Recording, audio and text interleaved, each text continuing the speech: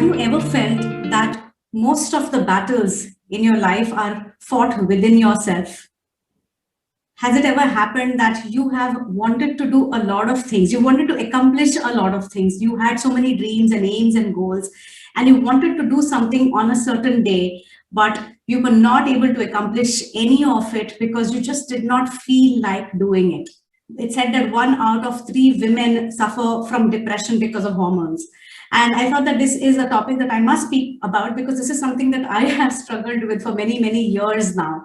And I have tried so many different strategies and techniques. And today I have found a certain way in which I can manage my hormones. I will not say that I do not feel anything ever because of my hormones, but yes, I am more productive. I'm able to do what I want to do, and I'm able to grow and thrive in my life despite all the hormones. What is a hormonal imbalance, and how do you know that you're going through a hormonal imbalance?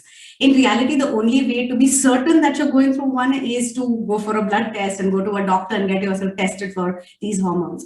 But if you are a woman mainly, I think you kind of know, right? Some of the hormonal imbalances mostly happen in times that are predictable, premenstrual or menopausal, right? And some people have PCOD, they're having cysts, and because of this, they know that they are having a lot of ups and downs. But sometimes it happens so unpredictably that it's not, you don't know that is it you or is it the hormones. There's no clue about why you're feeling this way. You get confused about, am I doing this? Is it my thinking patterns? Am I indulging in this behavior of getting angry or feeling sad or feeling dull? Or is it my hormones doing to me? Many a times I have felt completely helpless to my hormones, and I have wondered, how am I going to be able to deal with these? And it's especially frustrating to a person like me who believes in completely controlling, keeping my emotions in check. And I have these powerful techniques of NLP to help me manage. So when something like hormones within my body are stopping me from doing that, it can get very, very frustrating. But it is a big vicious cycle. It can lead to so many things like sleeplessness, it can give you anxiety, it can increase your stress levels, it can give you hot flushes, you can have loss of appetite, you can have increase of appetite, you can have weight loss, you can have weight gain. There are several different things that happen to people who are going through ups and downs in their hormones. So what are hormones? Hormones are nothing but certain chemicals that are released by our endocrine glands, and they are meant to keep a balance in all the systems in our body.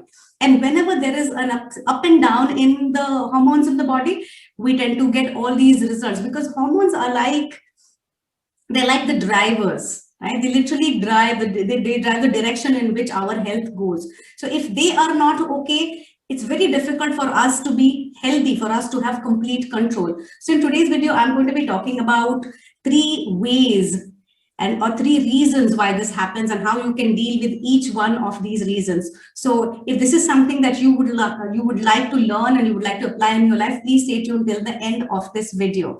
The first reason is obviously physical. It's not got to do with your mind. It's not got to do with your thinking or your behavior. It's completely got to do with your body. Now, about let's say, I think end of 2020, not really end, the last quarter of 2020, I had shared with you all earlier as well that I went through a small bout of depression.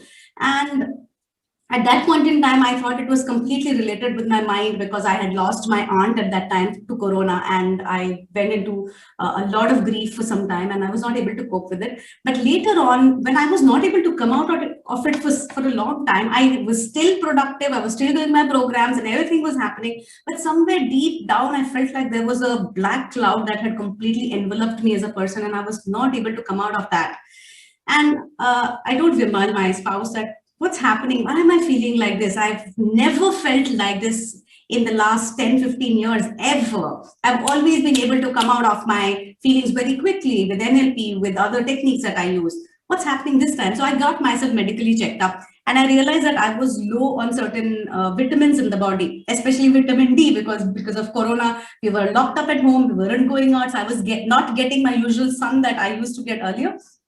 So low vitamin D, low vitamin B12, low DHA, these are some nutrients that are necessary for production of estrogen in the body and certain hormones. And estrogen is directly related to a mood hormone called as serotonin and several other hormones. So if your estrogen is low, you do not produce all these amazing empowering hormones in your body, and you start feeling low, and that's how the entire cycle happens. So first is physical.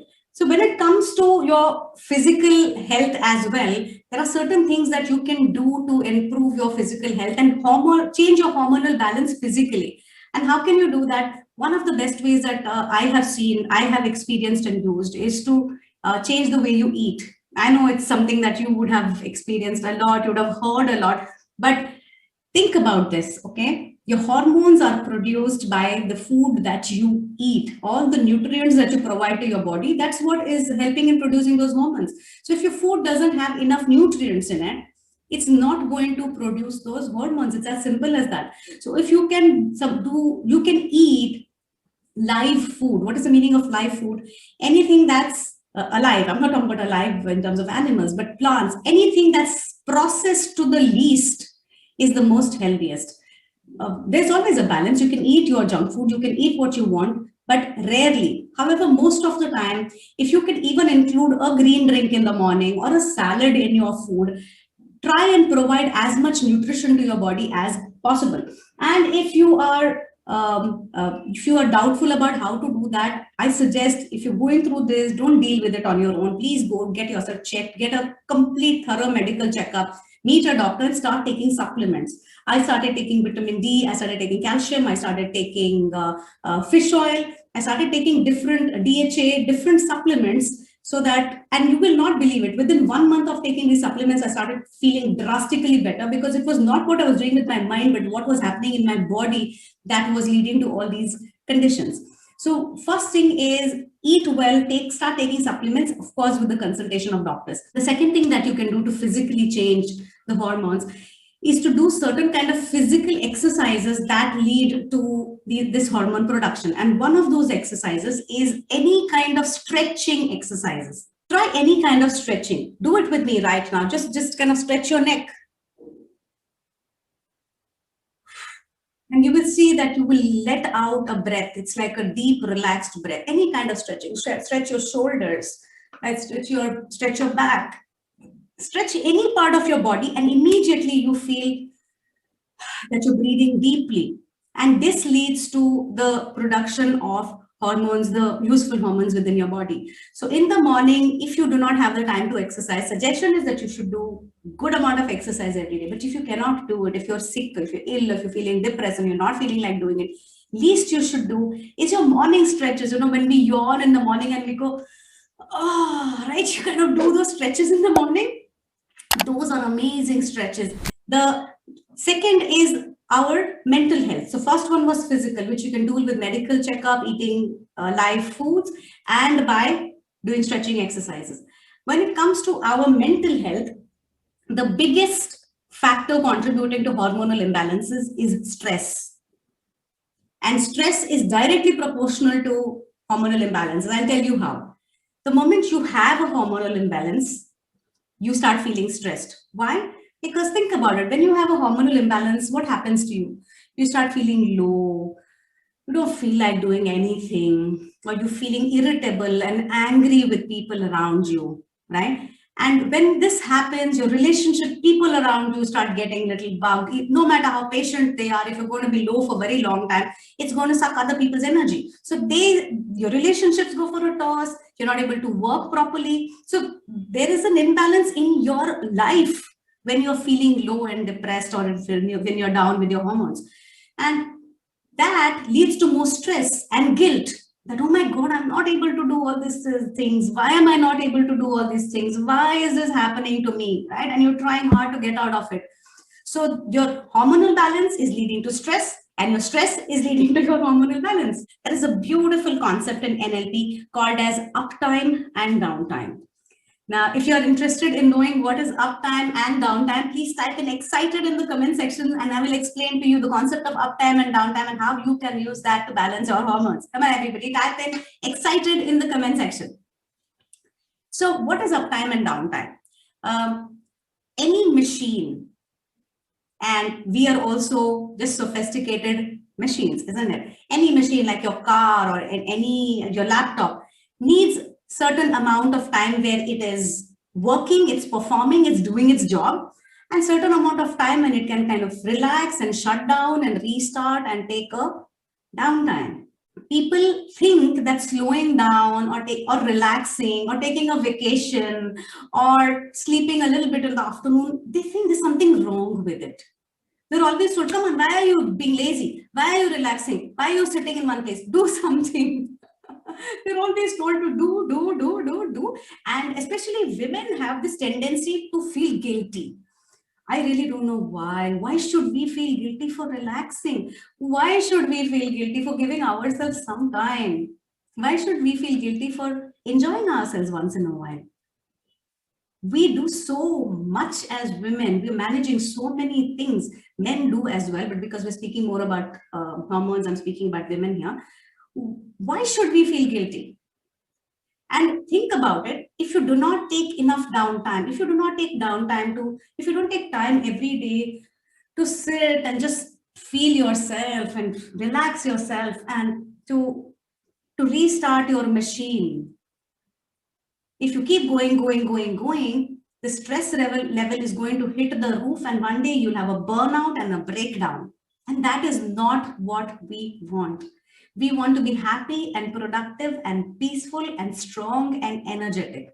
And if that is the case, we need to be okay with slowing down sometimes and giving ourselves a break. So ensure that you remove stress from the equation by adding some guilt-free downtime in your everyday routine. Guilt-free downtime. 10 minutes in the morning when you wake up. Just give yourself time to do some prayer and gratitude and some stretching. There is no need to get up and run into your kitchen to make breakfast or run to get ready to go to work. Wake up 10 minutes early if necessary, but give yourself that guilt-free downtime in the morning. Give yourself some guilt-free downtime in the afternoon if you want to. Some guilt-free downtime in the evening when you're just sitting back and watching some television. I don't care what you do, but that should be absolutely guilt-free, because guilt is what leads to the stress. The third may be actually something you're doing in your head. The first two were not something you were doing in your head. It was more to do with either your body or to do with your lifestyle. But the third is like you are doing something in your head that's leading to hormonal imbalances. It's important for you to start using some NLP techniques and any strategies of mindfulness or NLP or emotional intelligence. There are tons of videos on my channel about how you can use several techniques to reduce your anger, to feel happier, to take care, to deal with guilt or regrets. I'm going to leave links of all these videos. Please go through these individual videos, but you got to fix this for you to fix this. These are simple things. Just take some time every day. Just take care of your health. Take some action, and trust me, it doesn't mean your hormones are going to disappear. Your hormones will get balanced, which means the moment you start producing the right amount of hormones in your body, you are going to start feeling awesome and incredible again as a person. I am confident that you'll have found this video very, very helpful. Please type it in the comment section which part of this video, which suggestion you found the most useful for you. And I'm going to be meeting you all very soon with another video. Also, we are doing another NLP practitioner certification workshop live online very soon. So I'm going to be leaving the link of that video, of that event at the bottom of this video. This workshop is all about learning how to use NLP, the entire NLP toolkit. It's a completely powerful transformational experience that leads to your inner change to an extent that you will not imagine, and how can you manifest everything that you want in your life. So do join me for that workshop. If you are watching this on my YouTube channel, NLP Magic, please subscribe to NLP Magic, because this is where all my videos are. Thank you for joining me today, and I'm going to see you all very soon in another video. Bye-bye and have a wonderful day. See you all soon.